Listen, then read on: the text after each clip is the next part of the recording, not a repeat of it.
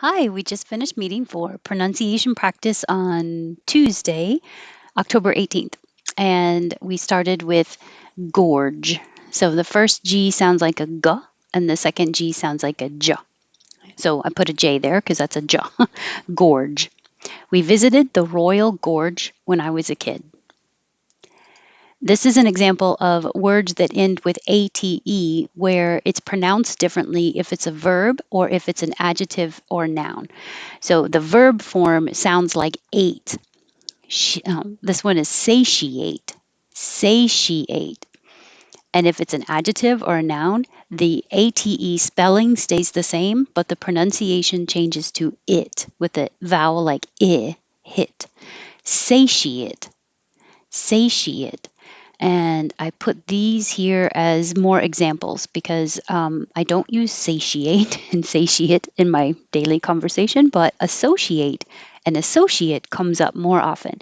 Associate. I don't associate with those people.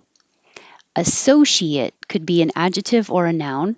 Associate. And in this case, I used it as an adjective. I am not an associate professor. Obnoxious.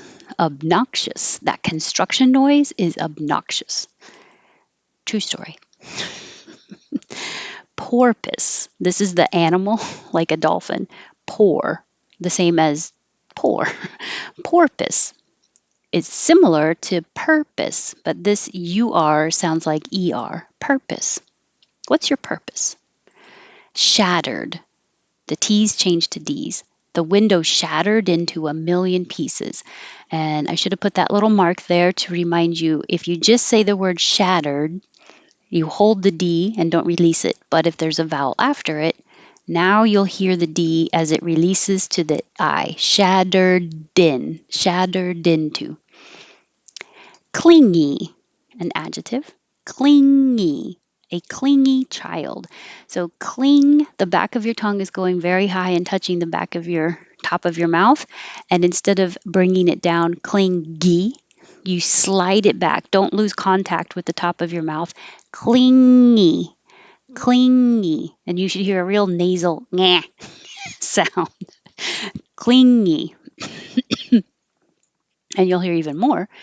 Clingier, clingier as you pull your tongue back for the R. Clingier. The younger child is clingier than the older child. Associate, associate.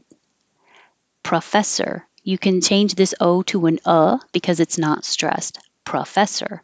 Or you can keep it the O and say professor. The short version, PROF, is if you do say it, it's prof, not prof. You don't hear it very often. This one, you can have two versions, one with 3 syllables and one with 2 syllables. Annual, annual, or 2 syllables, annual. But you can't have annual. You have to have a Y in there. Annual or annual. We have an annual or annual meeting. 100 reasons why. Thousand, have a good TH. Thou, thousand, $1,000. Million, billion, 1 in a million, 2 in a billion. Smeared is almost 2 syllables because you're going up very high for the E. Smeared, smeared, smeared all over the place. You can hear the D connect to the A. Smeared all over, and the L connect to the O. Schmear, spelled this way or this way, sounds the same but with a sh sound. And if you have trouble with the sh sound, make sure you're rounding your lips. Sh. It makes it elongates your mouth, gives it more room for air turbulence to have that stronger sh noise. Schmear. I'd like a schmear of cream cheese on my bagel. Schmear. These are spelled differently, but they all sound the same. And this is where I really have to concentrate and control my accent. Scent, scent, scent. All the same. The vowel is like head. Scent. I sent you a scent sample for 1 cent. If you want to hear it in my own accent, I say, I sent you a scent sample for 1 cent. That's my accent. So I change it to for you. I sent you a scent sample for 1 cent. I was confused on this, so I'm glad that Anna cleared it up for me because bouillon is the ingredient for soup. It's a concentrated broth, so it could be liquid form or paste form or hard powder form. Bouillon. I added bouillon to my soup. Very similar is bouillon. Bouillon is a concentrated like gold brick.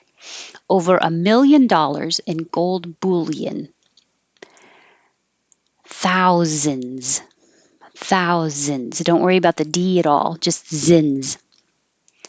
Slather. I made this TH bold to remind you that it's voiced. Slather. You don't have to slather on the peanut butter. It means a whole bunch of it. Cavalry. Cavalry. We had to call in the cavalry to meet the deadline.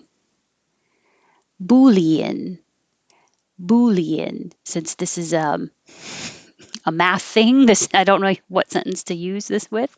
Let's compare 23 and 24 and 28. Bouillon, bouillon, boolean. 1, 2, 3, boolean. Ounce and ounces.